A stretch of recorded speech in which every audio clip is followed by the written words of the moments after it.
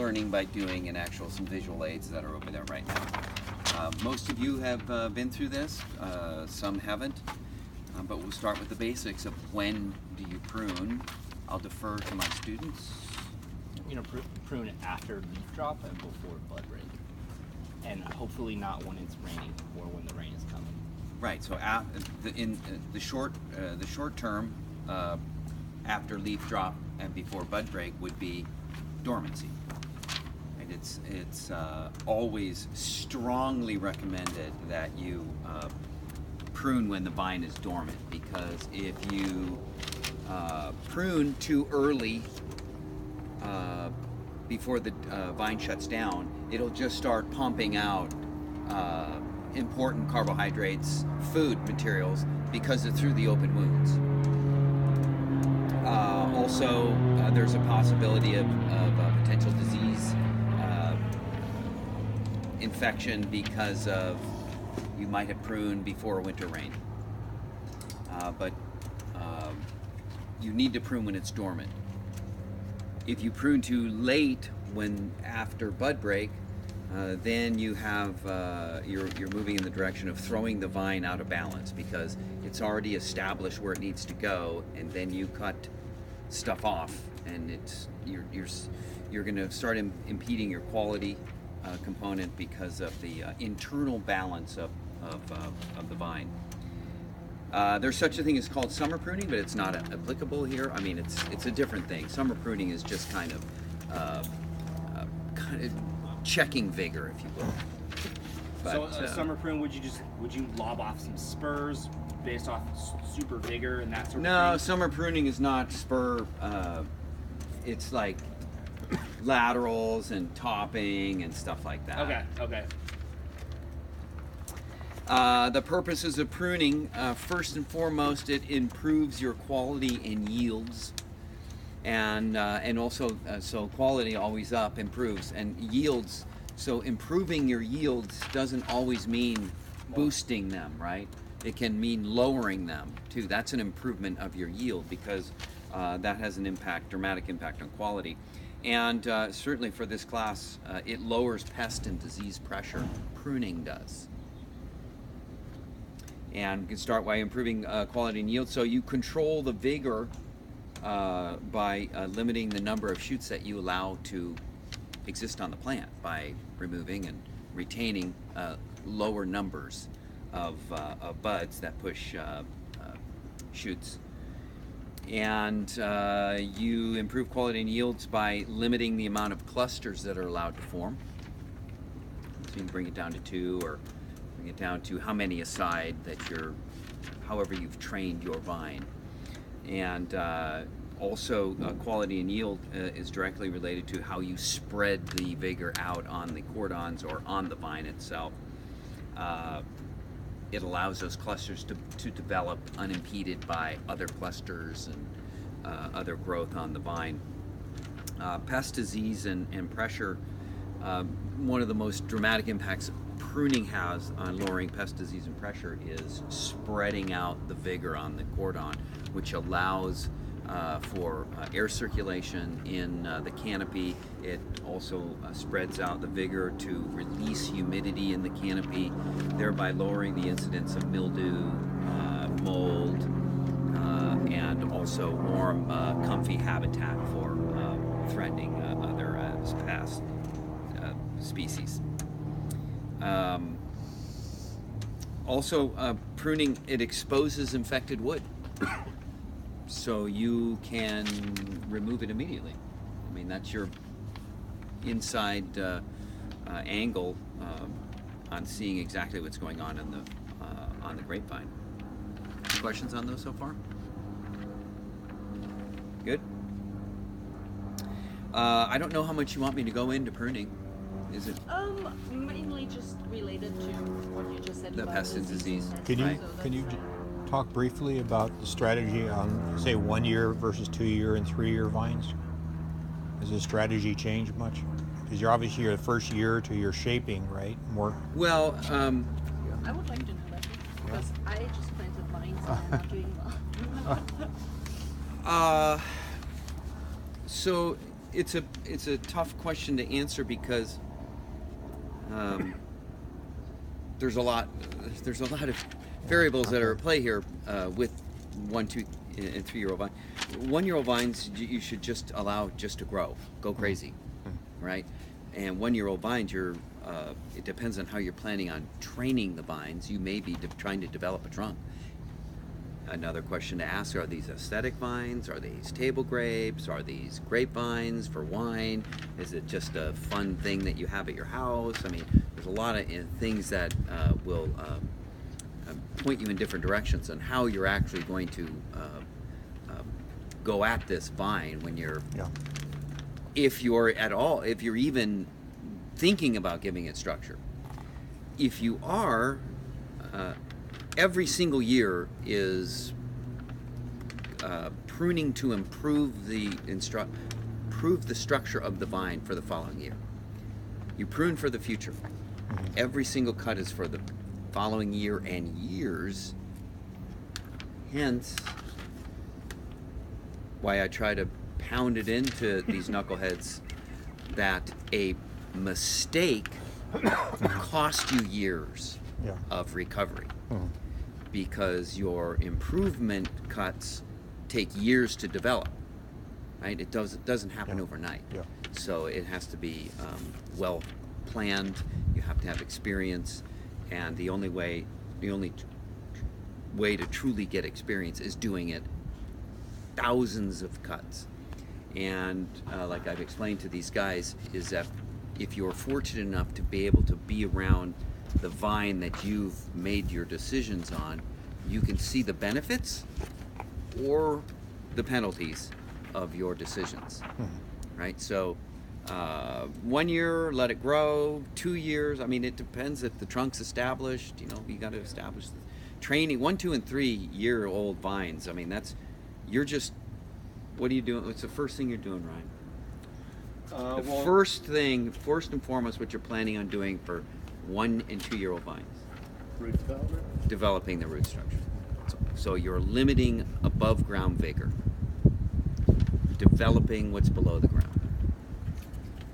Then when you finally, so you're no fruit, no flower clusters, just a little, you get plenty of vigor because you need to pull in the photosynthetates. But around year 3, you might be up, if you're planning on trellising them and training them on wires, you might be up at that point. Or 3-year low yields, maybe a shoot per spur, fruit to play around with. Then when you move into 4 and 5-year-old vines, they're well on their way to being established.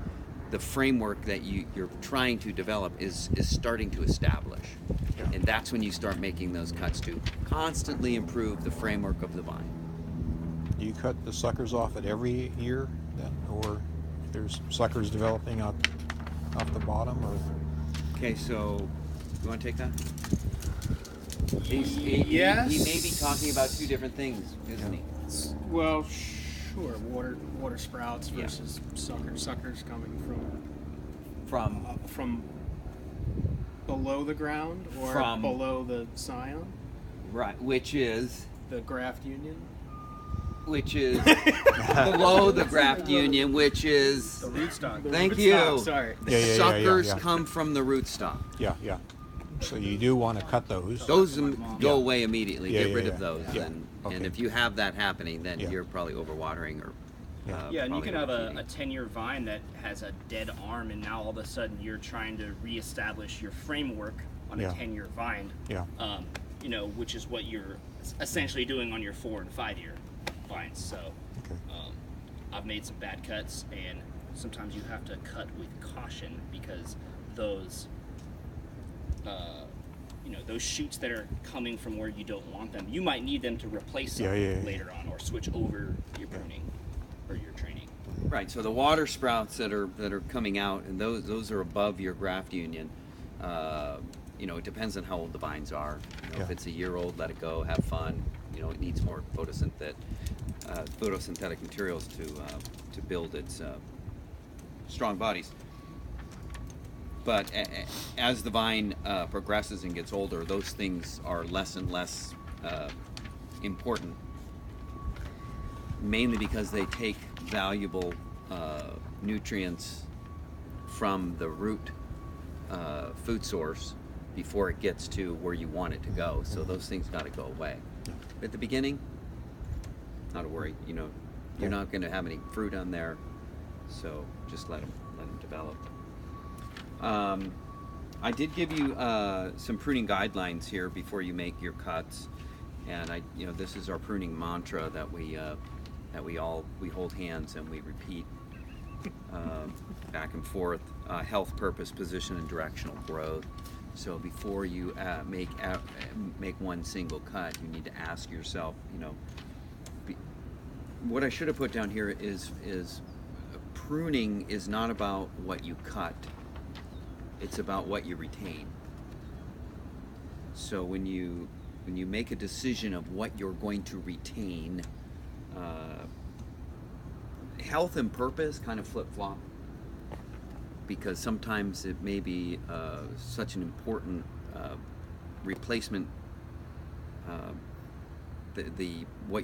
What you're going to retain, it has such an importance for replacement purposes to help the structural framework of the vine. It may not be the healthiest thing, but because of where it is and what it's doing, you need to retain that and eliminate, maybe even eliminate a healthier thing, just because it's going to benefit the future of the vine. So, the health of the grapevine you would have to take into consideration how old the grapevine is, what the circumference of the spur is, is there any evidence of disease visually that you can see on the grapevine or on the spur. There could be powdery mildew there, but I mean, you're not going to improve that by pruning. Well, you can improve it, but you're not going to eliminate it by pruning. The purpose of the water sprout, or and you'll see some of this out here, it could be used as a replacement to a bad or a dead arm. It could be a replacement for a spur that's out of place. It could, all these things you retain to improve. What I always say is, if you leave the vine in better condition than when you showed up, you're doing okay. So there's not a bad cut, because it'll grow back, right? It may take a long time, but things will grow back. Directional position, it could be where it is on the existing spur, location on the cordon, directional growth, is it growing up, side, down? And those are all things to kind of look at. So we kind of covered all this. Okay, so when it comes to pruning protocols, one thing is at the top of the list, and that's sanitation. So if you have you have 100 grapevines at your place, and you get your friend, hey, come on, help me prune. You have no idea where their pruning shears have been. Typically, if they have pruning shears, there's a good chance they've been using them. And what are they normally going to be using those pruning shears on a residential basis? Anything and everything. Mostly roses, which are notorious vectors of powdery and downy mildew. Now, yes, there's hybrids that are very resistant. They do the same thing with roses as grapevines and graft them onto rootstocks and stuff like that. But you do know that's the reason why. It was an old practice, not too much these days because it's a pain in the ass. I don't know how long you've been visiting wine countries or wineries, but have you ever visited a vineyard where they have the rose bushes at the end of each row? It wasn't for aesthetic purposes. It was to watch the powdery or downy mildew. They'll show it first before a grapevine would. Oh, I didn't know that. Yeah. So but that's at the time, Canary in the coal mine. well. That's there's two things. Sure, by the time the grapevines the roses have it, you're toast. Yeah. And B, you better make sure that you ask for a non-resistant rose to put at the thing, because most of them are, and they're non-resistant. There are a number of non-resistant roses out there that are heirloom roses or whatever, so that are not resistant to mildew. Same thing with all. I've seen olives at the end of the rose too. Is that the same thing? Not so no? much. Okay. I think that More just aesthetic? comes with the flair of the Mediterranean climate. Oh. Right. Or like these two right here. Do you guys know what countries those are? Cork, Portugal. Cork, those cork oaks. Yeah. So mainly they're cutting stuff at their homes that could travel on shears, right? So if you're ever going to have a pruning party, always have a little bit of bleach. Usually 100 or 50% of potency there, and have them dip their shears. I also recommend, if you're pruning in a vineyard that may have disease in there, to rinse your shears before you leave. It's always a good practice before you get out of there, before you carry that stuff home to other places. Pre-pruning is another practice that's done, and well, I'm not going to say this was actually pre-pruning here, but this was more of like it's a butcher job here. The horticulture people came in there and they removed the canes, but they left everything. Yeah, but they really cut below the most attractive positioned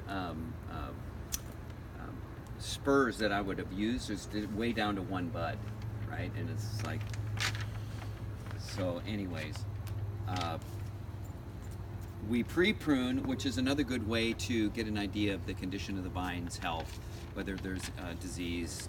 Usually you'll see evidence of powdery mildew on the wood, and in the wintertime in dormant vine canes, it's a kind of a black blotchy on the brown cane. I bet if we went over there, I think these were done this week, if we went over there, I know that these vines have powdery mildew. I can guarantee it, because of they are mostly here just for the students to butcher, not like this, but so they can go in there and prune and make cuts, and a lot of times we'll do 3 vines at the beginning of the month, 3 vines at the end of the month, 3 vines 3-4 weeks later, just to watch them break bud, staggered bud break, and see how long it takes the vines to kind of catch up. So we kind of play around with that stuff.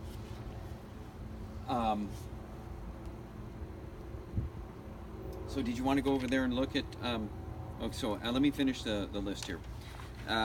So we pre-prune, and pre-pruning usually you prune to about 12 inches off the cordon, and you can, as you're removing the canes, you can check the condition of the wood. And I also recommend that you cut off the tendrils that are attached to the wires instead of pulling harder and harder, because you can, I mean, this has been done on these wires and they're all messed up because people are just pull and yank. That messes up your trellis. It gives you trellis wires, and it gives you more work to do, and more work makes me sad. Is it legitimate to use a chainsaw for pre-pruning, or never? Because I've heard that before. Yeah. Carl's been. Where did I hear that? Chainsaw? I would love to see that. Hey, we're pre-pruning today. So So I'm going to tell you, you Looks like the obviously answer is no. have never taken a chainsaw to a mass of canes. They don't sit still like a log on a ground, right? The chainsaw is not going to cut through those like butter. It's going to be a disaster. It's a bad idea. I would like to see it happen. So cuttings, what do you do with the cuttings after you do it? You discard them in the middles, the rows, if you have a mulching protocol in the vineyard, so the mulching mower can chop those up and then till the carbon and the nitrogen into the soil. Or if you don't have that, they should be removed if you don't have a mulching protocol, because they're just an impedance for cultural practices and access, so you just don't cut them and put them on the ground. You need to cut them, collect them, and get them out of the vineyard. If there's diseased wood, if it's Eutypa and you're starting to get stuff out of there, or you're noticing Eutypa, you should remove the wood immediately and burn it. Stack it away from the vineyard and then burn it. So in the college campus, what's currently laying on the ground up there is intentionally left? Yes. Okay. Because we have a mulching mower. Okay. And then we're going to turn the soil over after I'm able to get in there with the flail mower. So we do that on purpose. Any questions before we get in there? No? I don't have any questions. Nothing? You guys are all smart, huh?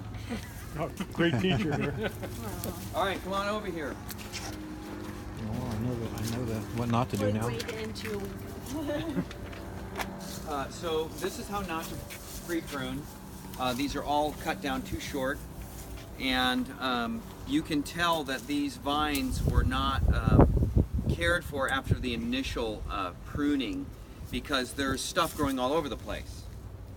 And these were all cut down so low. It's just what a waste of a year of pruning now, because of how small these were cut down. I mean, we'll get at least a single cane coming out of these, but it was really just a butcher job. You can see if you don't prune appropriately how crowded things could get, because everything you see here was growing.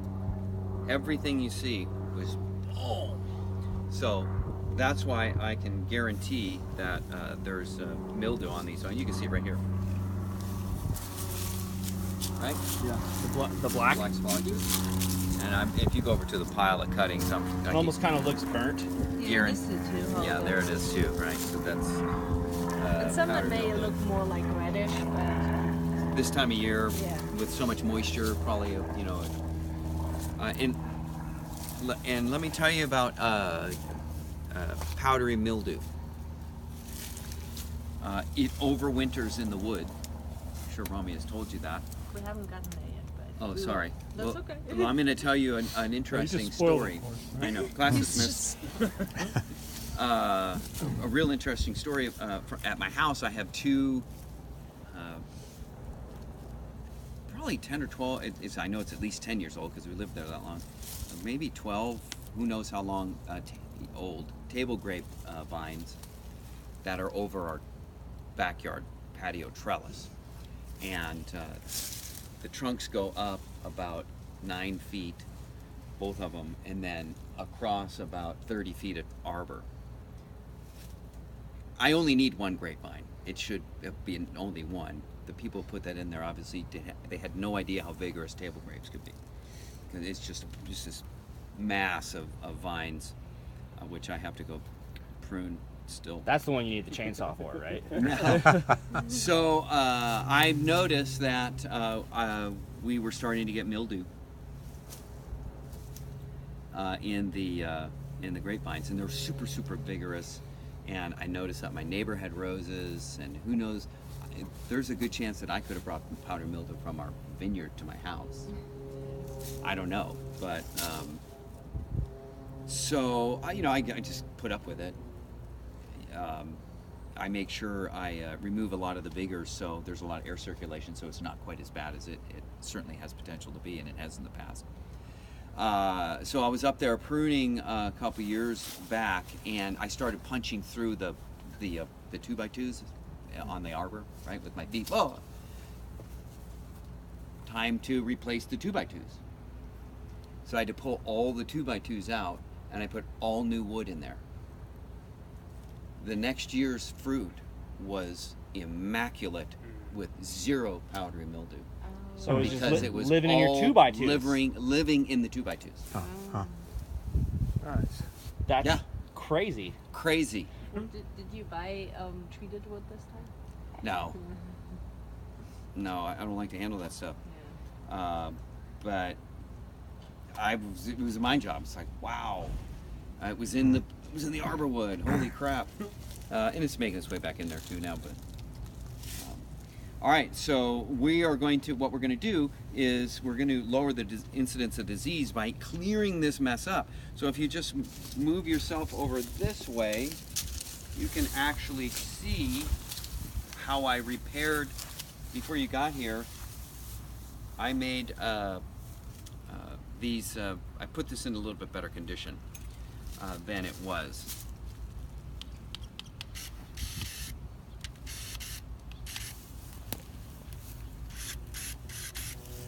So if you look in here, I think if Rami wants to take a better look at this, you might see this could be Eutypa here. Yeah. I know this could just be This side here. yeah. You can see this stuff in here. And this is, I don't know what this is, but So this used to look like this, basically. about 30 minutes ago. Okay. Okay. That's why I just made that around- cut. yeah, This could be just damage, yeah, like a this is- bruise. Right? But otherwise, it looks fine. Yeah, it does. You have to look when you look at it. See this brown ring here? That's Yeah, yeah, okay. But if you would see more discoloration all around it, then you know this that looks a it little doesn't necessarily need to If it be was- your type. Well, if you see If it was more dark, brown, it could be Esca if it was darker. Or, if you see if you see more brown discoloration here or Botrysphaeria canker, they kind of look similar. But discoloration. the white there, is that normal? Or? That's So the other thing to protect against disease incidents is certainly to help stop the spread of powdery mildew. What is a discipline that you should adhere to when you're pruning to help protect against the occurrence of powdery mildew? We didn't get there yet. So. At least I didn't. No, we haven't. Two things. Next week. Other than canopy management? No, yeah, other than canopy management, when you're pruning. Sorry. I know we've only been over it a billion times. One would be the angle of your cuts. Okay? So when you can, when it's possible, cut at an angle so that if you watch these vines, you may have seen them weep already. Yeah, You've seen them I drip. just right? That one's dripping over there. So when they weep, if it's a flat cut, the sap will pool on the top, and if there happens to be a spore of Eutypa in the air, which is how it kind of floats around, it'll land right on there and just be happy in that little bathtub, and then get right into that open wound because it's pooling. The other thing is, obviously, try not to prune before a rainstorm, because that's how those spores actually are released through the splashing of the raindrops, and that's how they travel about with wind and incidences of rain. So if you have open wounds on your grapevines right before a rainstorm, and there happens to be the random occurrence of Eutypa floating about, they're going to get into your grapevine. Because logic would say you make a flat cut and then the sap would dry and kind of cover it, but I guess not. You have to. It takes at least, I would say, 2 weeks for it to That callus long. over. Oh, okay. Right. Okay. So, but other times you have no option, right? You have to prune because it has to be done before bud breaks. So a lot of times you'll see people out there pruning in the rain. So it's May just wash them off. yeah. How much of an angle? Just anything to drain, right? The more steep, the better. More than none. But it's not always possible, right? Especially when you come to doing some different selections. So what I'm doing is I'm going to try to find the best thing to retain here, and I'm going to do some cleaning up.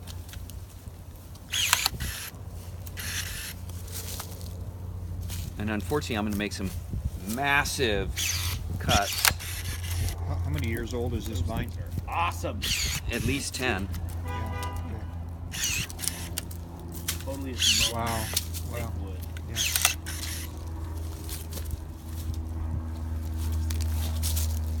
If I wish I had a saw, because this is going to be tough.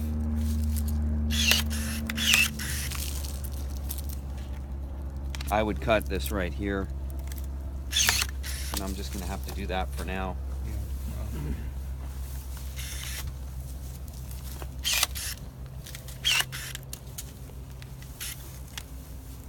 So the decision. You can't cut these with your regular shears. They're a little bit tough. So the decisions you're making right now is kind of based on basically what's left, just because this stuff was just mowed through. There would have been better decisions if they wouldn't have cut it so low. Right. Oh. Again, so position here, right? Directional growth and positioning. I mean, I'd love to keep this lower one to start to keep this growth checked, but it's so close to this other one. It would make more sense to retain this right there.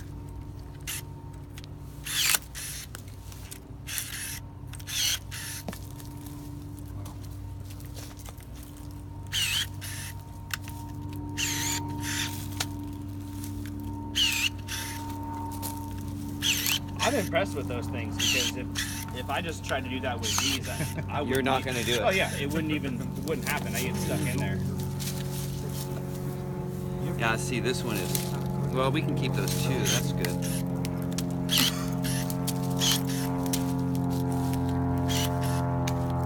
What cultivar is this? This is Syrah. Are we doing it? Wow. It's crazy. That's what I'll be doing next. See, this would have been a great one to keep, but They're not really that big yet. Because you've been pruning already. Yeah. oh, there's one right there. Okay, that's good. It's not really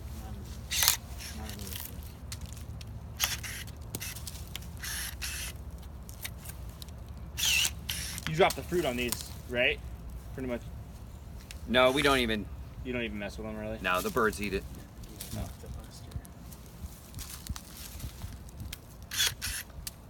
See, and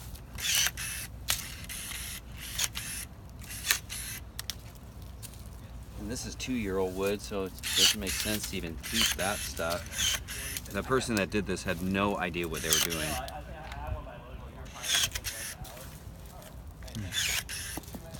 So we have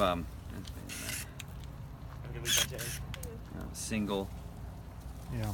Oh, wait a minute, I got to get rid of these. Why did you keep this one? I mean, it's kind of.